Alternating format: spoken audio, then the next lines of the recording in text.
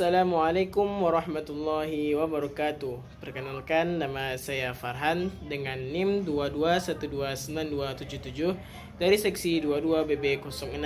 Pada video kali ini, saya akan menjelaskan materi fisika tentang suhu dan kalor. Sebelum itu, marilah kita masuk ke pengertian suhu. Suhu adalah ukuran yang menyatakan energi panas tersimpan dalam suatu benda. Benda bersuhu tinggi berarti memiliki energi panas yang tinggi. Begitu juga sebaliknya, benda yang bersuhu rendah tentu memiliki suhu yang rendah. Kalor adalah perpindahan energi panas yang terjadi dari benda bersuhu yang lebih tinggi ke benda bersuhu yang lebih rendah. Kemudian termometer. Termometer adalah alat untuk mengukur suatu suhu, dinamakan termometer. Termometer dibuat berdasarkan sifat termometrik zat, yaitu kepekaan zat terhadap perubahan suhu atau perubahan besaran fisika akibat perubahan suhu.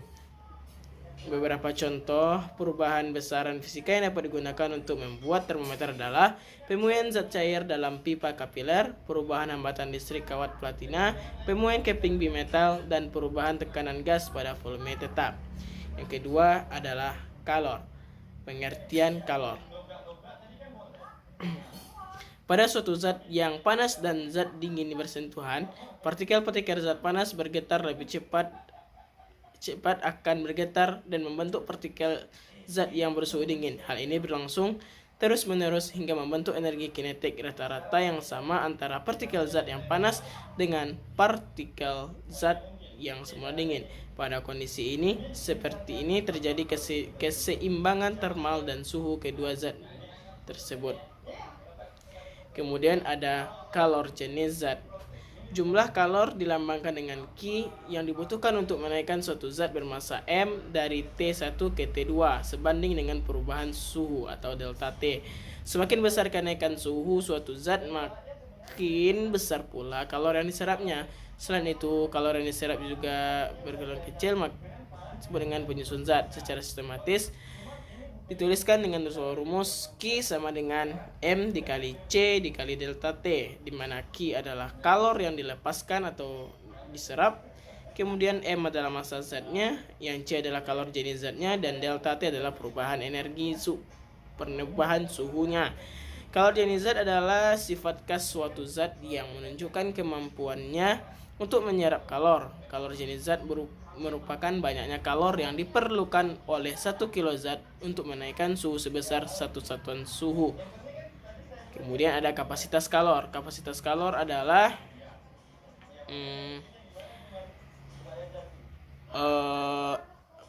kalor yang dibutuhkan banyaknya energi yang diberikan dalam bentuk kalor untuk menaikkan suatu zat sebesar 1 derajat Celcius. Kapasitas kalor dapat dirumuskan dengan rumus Q sama dengan C dikali delta T, di mana Q adalah kalor yang dibutuhkan atau dilepaskan, C adalah kapasitas kalor, dan delta T adalah perubahan suhu. Selanjutnya yang ketiga yaitu konversi suhu. Konveksi adalah perpindahan panas yang terjadi seiring dengan perpindahan zat perantara atau medium. Contoh dari konveksi adalah pendinginan ruangan dengan AC dan pemanasan air.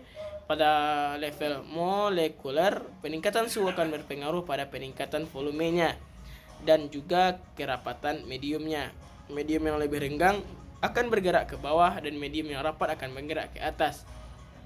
Medium yang lebih renggang adalah medium yang bersuhu lebih rendah, sebaliknya medium lebih rapat berarti suhunya lebih tinggi. Pergerakan antara medium inilah yang mengakibatkan perpindahan panas. Selanjutnya yang keempat adalah azas Black. Azas Black adalah hukum yang menyatakan bahwa untuk semua pertukaran energi panas atau kalor, maka kalor yang diterima materi bersuhu lebih rendah akan sama besar dengan kalor yang dilepaskan oleh materi bersuhu lebih tinggi. Secara sistematis, azas Black dinyatakan dengan Q lepas sama dengan Q terima. Jika terdapat dua materi dengan suhu berbeda dicampurkan menjadi satu, azas Black dapat digunakan untuk mengetahui suhu akhir dari campuran itu. Sebagai contohnya, Q lepas dan Q terima sama dengan Q lepas sama dengan Q terima. M1 dikali C1 dikali T1 dikurang TM sama dengan M2 dikali M1 dalam kurung TM dikurang T2 tutup kurung. Di mana M adalah massa materi bersuhu lebih tinggi, C1 adalah kalor jenis materi bersuhu lebih tinggi, T1 suhu materi bersuhu lebih tinggi, M2 massa materi bersuhu lebih rendah, C2 kalor jenis materi bersuhu lebih rendah, T2 suhu materi bersuhu lebih rendah, dan TM adalah suhu akhir campuran. Baiklah, hanya itu materi yang dapat saya sampaikan untuk materi tentang suhu dan kalor. Kalau ada kesalahan kata mohon dimaafkan. Wabillahi taufiq wal hidayah. Assalamualaikum warahmatullahi wabarakatuh.